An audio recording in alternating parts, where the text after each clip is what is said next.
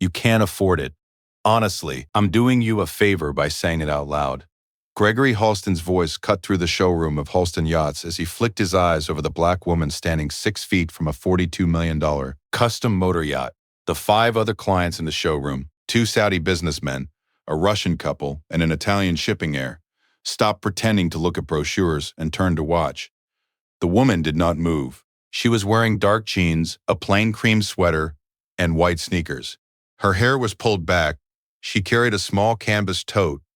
She had walked in 12 minutes earlier, asked a polite question about the boat's lithium-ion power system, and had been ignored by 3 sales associates before Halston himself had strolled across the marble floor to handle, in his own particular way, what he called the situation.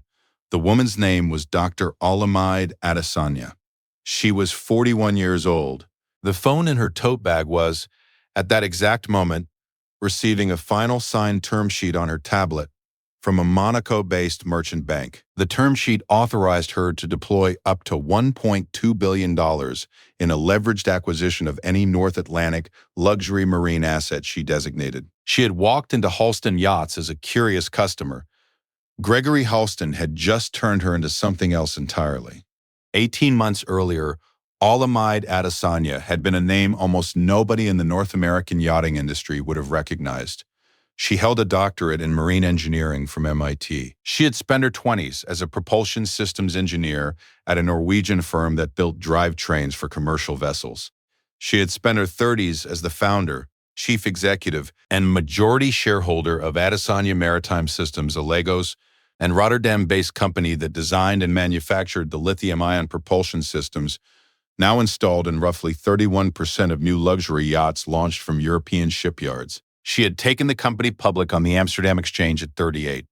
She had been quietly profiled in Lloyd's List and Marine Log, and a handful of trade publications most consumer journalists never read. She had also, 3 months before that morning in the Halston showroom, been listed for the first time in the Forbes Africa Billionaires Index with an estimated personal net worth of $1.6 billion. The estimate was low. She knew it. Her bankers knew it. Almost nobody outside that circle did. Olamide had a particular relationship with publicity, formed by a childhood spent watching her mother, a federal judge in Lagos who had survived 2 assassination attempts during the military years, answer the door to journalists with a soft no comment, and the gracious composure of a woman who had decided early and forever that being visible was a tool, not a need. The reason Olamide had walked into Halston Yachts that Tuesday morning was not, primarily, to buy a yacht. She had bought one of those 18 months earlier from a Dutch builder custom built for her family. The reason she had walked into Halston Yachts was that her firm had been quietly studying the company for the better part of a year. Halston Yachts was a publicly traded American shipyard headquartered in Newport, Rhode Island, with 3 production facilities, 2 design offices, a captive financing arm, and a market capitalization of $790 million. The company had been founded by Gregory Halston's father in 1971 and had been run by Gregory himself since 1998. Under his stewardship, it had become one of the 3 most prestigious luxury yacht builders in the United States.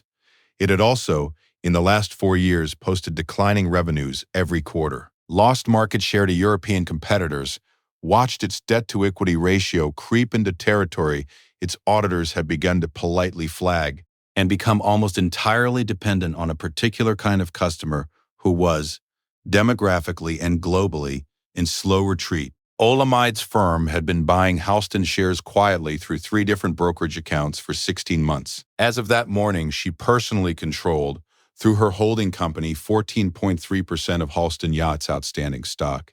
She was the company's 3rd largest shareholder. Gregory Halston, who owned 22.1% through a family trust, did not know her name. Gregory Halston was 67 years old. He had inherited the company from his father at 38. The day after his father had collapsed from a stroke at the company Christmas party, he had managed, through a combination of his father's reputation, his own surface charisma, and the genuinely talented designers his father had hired before he died, to keep the firm profitable for nearly 2 decades. He had also managed in the same period to alienate 3 different chief operating officers, 2 chief financial officers, and the entire engineering leadership of the Newport facility, all of whom had left for European competitors.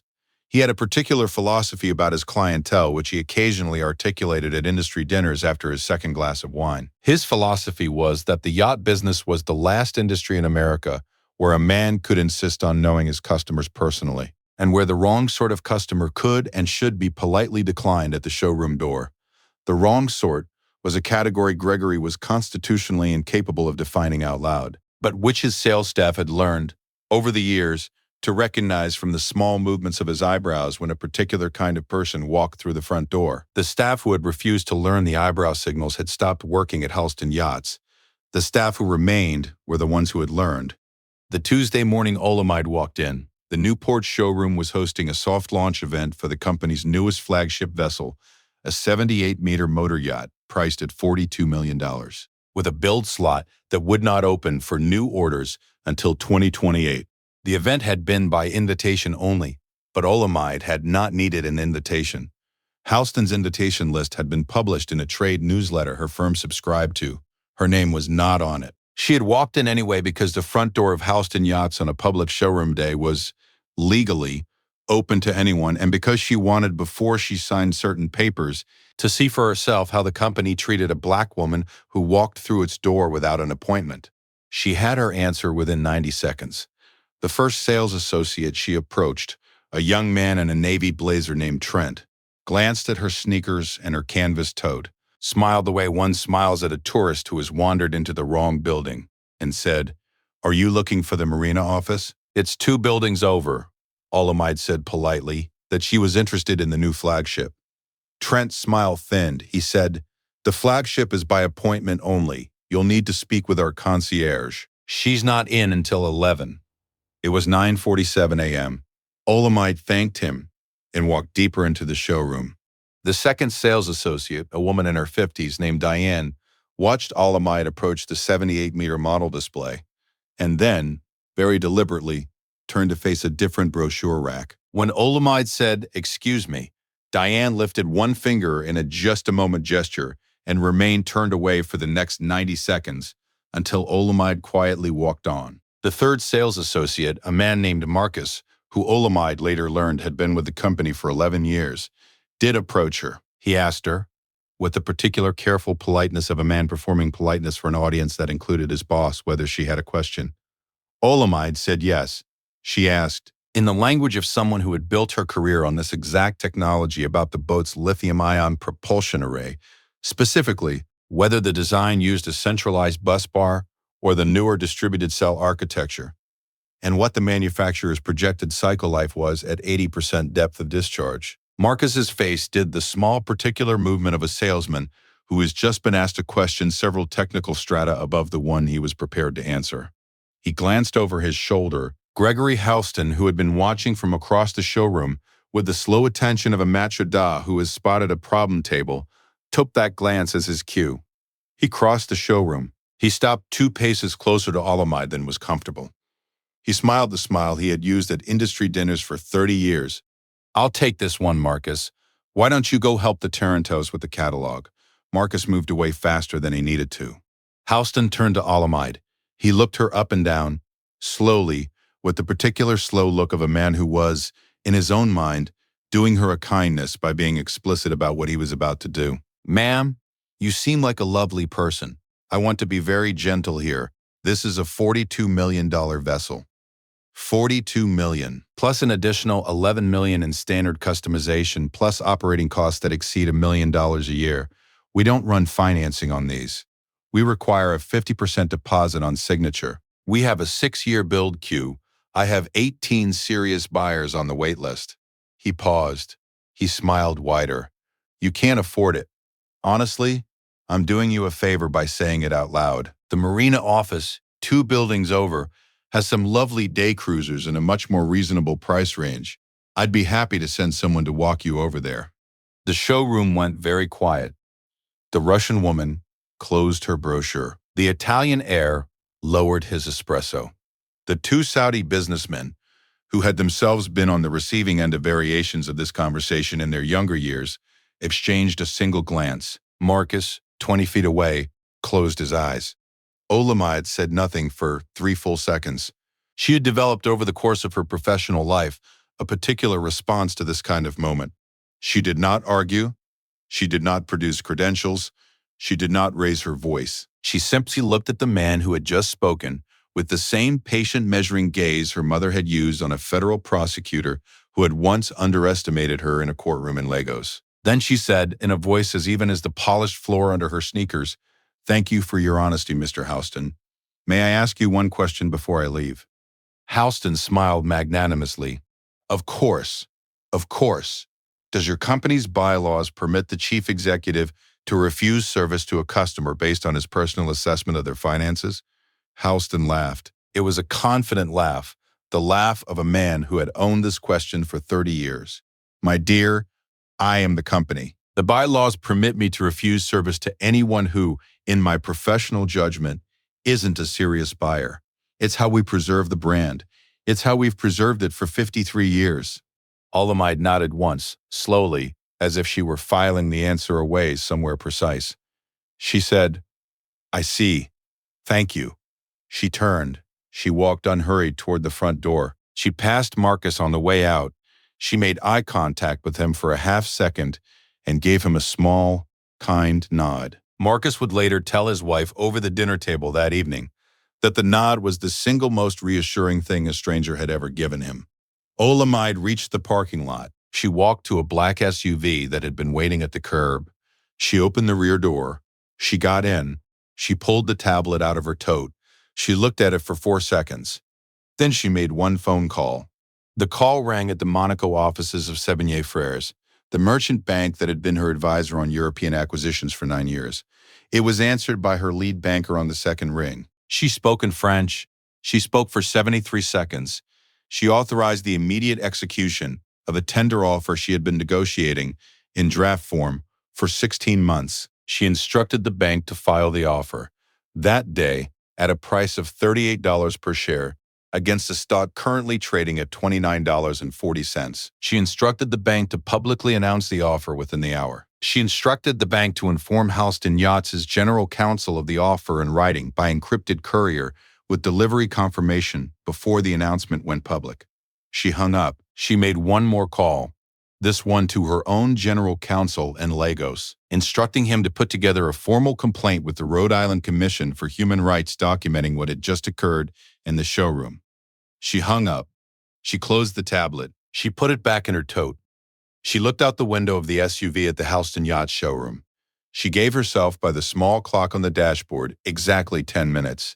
At minute 4, the encrypted courier arrived at the front desk of Houston Yachts and asked, by name, for the company's general counsel. At minute 6, the general counsel, a careful woman named Susan Holloway, read the tender offer document. She read it twice. She picked up her phone and called Gregory Halston, who was still on the showroom floor charming the Russian couple. At minute 7, Gregory Halston picked up the call. He listened. He said, "What? What?" "Say that again." He listened. He said, "Who? Who is making the offer?" He listened. The color drained out of his face in a particular order that several witnesses would later describe to journalists. Forehead first, then cheeks, then the small triangle of skin above his collar. At minute 8, the tender offer hit the wire services. Bloomberg flashed it first. Reuters picked it up 40 seconds later. Within 90 seconds, it was the top headline on every major financial news site in the world. The headline was the same on all of them, with minor variations. Adesanya Maritime launches $1.1 billion hostile bid for Halston Yachts at 29% premium. At minute 9, the Houston Yachts stock halted briefly for news pending, reopened and immediately rose to $36.12 on rumor and volume. Gregory Halston, watching the ticker on the showroom's flat-screen television, where it had been playing CNBC at low volume all morning, sat down slowly on the upholstered bench in front of the 78-meter model. He was holding his phone in one hand and the brochure for the flagship in the other. The Russian couple had moved away from him by several feet, not unkindly. At minute 10, Olamide's SUV was already back on the interstate, heading toward Boston, where her plane was waiting at Hanscom Field. The board of Halston Yachts met an emergency session that evening. They met again the following morning. They met a third time the following afternoon. after the share price had risen to $37.40 on heavy institutional buying. They received, in those 48 hours, advisory opinions from 3 separate investment banks. All 3 advised them, in language of varying directness, that the offer was generous, that the company was in a slow structural decline, that the offer price did not fully reflect, that the acquiring firm had the financing locked, that the acquiring firm's principal had a documented track record of operational excellence in exactly the industry segment Halston had been losing for 4 straight years, and that rejecting the offer would expose the directors to personal liability under Delaware corporate law if the share price subsequently dropped, which all 3 banks privately believed it would. The board voted on day 5 to accept the offer. They voted 7-1. The single dissenting vote was Gregory Halston's. He was outvoted by his own brother, his own cousin, and 4 directors his father had personally appointed 30 years earlier. Olamide closed the acquisition 41 days later. The price was $38 per share, exactly the offer she had named from the back of the SUV. The total consideration was $946 million. She paid for it with $190 million of her firm's cash, $320 million in stock-for-stock consideration in her holding company, and a $436 million bridge loan from Sevigny Frères that was refinanced into permanent debt within 6 months. Her firm's stock rose 19% on the announcement and a further 14% over the following year as the market began to understand what her ownership of an American shipyard meant for the integration of her propulsion technology into the North Atlantic luxury market. On the day the acquisition closed, Olamide flew into Newport on a small commercial flight. She rented a sedan at the airport. She drove herself to the Halston Yachts headquarters. She wore the same dark jeans, cream sweater, and white sneakers she had worn the morning Gregory Halston had told her she could not afford his boat. She walked into the showroom at 9:47 a.m., exactly the time of her previous visit. The receptionist, a different one this time, stood up immediately. Olamide smiled at her and said kindly, "Good morning. Could you please ask Mr. Halston to meet me in the boardroom in 15 minutes? Thank you." She walked unhurried to the boardroom. Marcus, the sales associate, who had been kind to her, was waiting outside the door. She had asked her transition team to make sure he would be. She thanked him. She told him that she had reviewed the company's personnel files, that she was aware of the 3 complaints he had filed with HR over the past 4 years that had resulted in no action, and that effective immediately he was being promoted to Director of Customer Experience for the entire Newport showroom, with a corresponding salary adjustment and a mandate to redesign the showroom's customer engagement protocols from the ground up. Marcus's eyes filled. She put a hand briefly on his shoulder. She walked into the boardroom. Gregory Halston arrived 11 minutes later. He sat down across the table from her. He looked older than he had 41 days earlier. He looked, mostly, like a man who had not slept well in a month. Olamide poured him a glass of water from the carafe on the table. She slid it across to him. She did not smile. She did not need to. She said, "Mr. Halston, thank you for meeting with me. I want to be brief. As of 9 a.m. this morning, my firm owns 100% of this company. You are, as of this meeting, no longer the chief executive. Your father's brother, your cousin, and the 4 other directors have agreed to remain on the board through the transition. You will not. Your severance, per the contractual terms of the change of control provision your father wrote into the bylaws in 1971, is generous.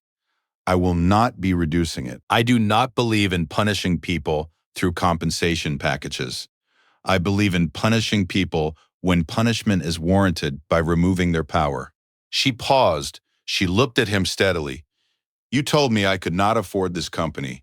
You did not know who I was. You did not know what I did for a living.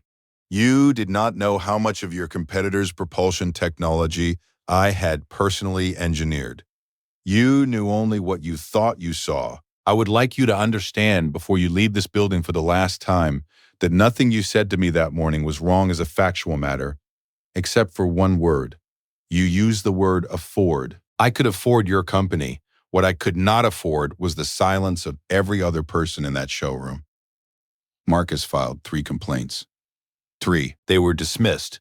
The complaints will not be dismissed under my ownership. The eyebrow system you trained your staff on will not exist under my ownership. The wait list on the flagship will be reordered alphabetically and by deposit date, without reference to any factor that does not appear on the order form. She stood up. She extended her hand. Halston, after a long moment, stood up and shook it. He did not say anything. He did not have anything to say. He walked out of the boardroom. He walked out of the building. The black sedan he had driven for 15 years had already been moved out of the founder's parking space. A different sedan, his personal one, brought from his home that morning by his daughter, was waiting at the curb. He got in. He left. Olamide spent the rest of that day walking through the Newport facility. She talked to the welders. She talked to the cabinet makers. She talked to the engineers her firm had been quietly admiring for years. She announced, that afternoon, a $40 million capital investment in the Newport Yard, an expansion of the apprentice program with full tuition coverage for graduates of 2 local community colleges, a partnership with a historically black engineering school in Virginia, and a redesigned showroom protocol that would, among other things, eliminate the position of concierge and replace it with a rotation in which every member of the sales team, regardless of seniority, was required to greet whoever walked through the front door, in the order in which they walked through it. 6 months later, the 78-meter flagship, now redesigned around an Adesanya propulsion system that increased its range by 38% and reduced its operating costs by half, was launched into the Newport harbor with the original waitlist restored, in order, on the new terms. 11 of the original 18 waitlisted buyers retained their slots. 7 walked away. Mostly the buyers Gregory Halston had hand-selected for what he had called the right kind of yard. Their slots were filled within 2 weeks from a new waitlist that had reopened the week the acquisition closed, with applications from buyers in 17 countries, including 3 families from West Africa who had never previously been able to get a returned phone call from Halston Yachts. The first boat launched under the new ownership was christened by a child, a 9-year-old girl, the daughter of one of the Newport welders, who broke a bottle of cider over its prow because Olamide did not believe in wasting champagne on boats. The boat's name, chosen by Olamide and approved by the board the morning of the christening, was painted in small, clean letters on the stern in 2 languages, English and Yoruba. In English, it read the showroom. In Yoruba, it read Yara Ifihan, which means, more or less, the room where you are seen. Olamide stood on the dock as the boat slid into the water. Marcus stood beside her. The welder's daughter, still holding the broken neck of the cider bottle, was lifted into the air by her father, who was crying. Olamide did not cry. She did not need to. She had learned from her mother long ago that the road rises to meet you when you walk honestly toward it, and she had walked that Tuesday morning in white sneakers and a cream sweater, very honestly indeed.